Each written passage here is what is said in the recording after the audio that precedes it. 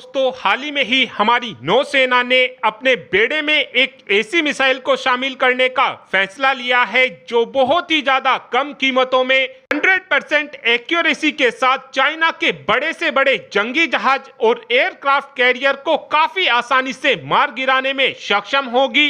इस मिसाइल का नाम लोरा मिसाइल होने वाला है और जल्द ही लोरा मिसाइल को हमारी नौसेना में शामिल कर लिया जाएगा। जो ये लोरा मिसाइल है, ये इजरायली ओरिजिन की एक बैलिस्टिक मिसाइल है और इस मिसाइल को भारत के अंदर भारत इलेक्ट्रॉनिक लिमिटेड द्वारा बनाया जाता है। इस मिसाइल को भारत में बनाने के लिए 2023 में इजराइल की इजरायली एरोस्पेस इंडस्ट्री और भारत की भारत इलेक्ट्रॉनिक लिमिटेड के बीच एक एग्रीमेंट साइन हुआ था, जिसके तहत लोरा मिसाइल को भारत के अंदर ही बनाया जाएगा। इस समय हमारे पास इस सेगमेंट की कोई भी मिसाइल मौजूद नहीं है। इस समय जो हमारे पास प्रलय और प्रहार जैसी मिसाइल मौजूद हैं, इन मिसाइलों का वजन काफी ज्यादा भारी है, जिस कारण इन मिसाइलों को हम आसानी से अपने जंगी जहाजों पर नहीं लगा सकते हैं।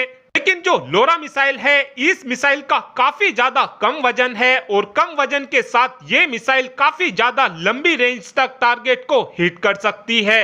लोरा मिसाइल के वजन की बात की जाए तो लोरा मिसाइल का वजन 1.6 टन है, यानी कि ये बैलिस्टिक मिसाइल केवल 1600 किलोग्राम की बैलिस्टिक मिसाइल है और इस मिसाइल की रेंज 400 किलोमीटर है।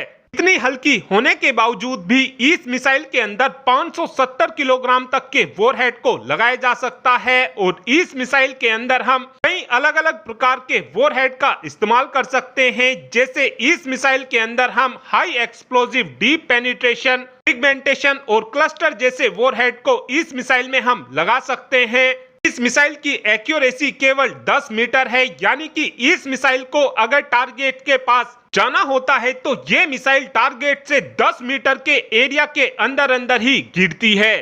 जो ये लोरा मिसाइल है, इस मिसाइल का इस्तेमाल पहले ही आर्मेनिया और अजरबैजान के बीच हो चुका है। इस मिसाइल का इस्तेमाल अजरबैजान की तरफ से आर्मेनिया की सेना के खिलाफ किया गया था और उस समय लोरा मिसाइल ने आर्मेनिया की सेना की हालत को पूरी तरीके से खराब कर दिया था, क्योंकि अजरबैजान ने लोरा मिसाइल की मदद से सबसे पहले आर्मेनिया के ब्रिज को तबाह किया था, जिस कारण आर्मेनिया की सेना का मूवमेंट पूरी तरीके से रुक गया था। इसका नतीजा यह हुआ था कि नागोर्नो काराबाख की जंग में आर्मेनिया की एक करारी हार हुई थी। इस मिसाइल को भारत अपनी नौसेना में इसलिए भी शामिल करना चाहता है क्योंकि चाइना लगातार हिंद महासागर में अपने बड़े बड़े जंगी जहाजों को भेजता रहता है, जिस कारण भारत को काफी ज्यादा दिक्कतों का सामना करना पड़ता है और आगे चलकर चाइना भारत के खिलाफ कुछ हरकत ना करे। इसीलिए ही भारत लोरा मिसाइल को अपनी नौसेना में शामिल करना चाहता है।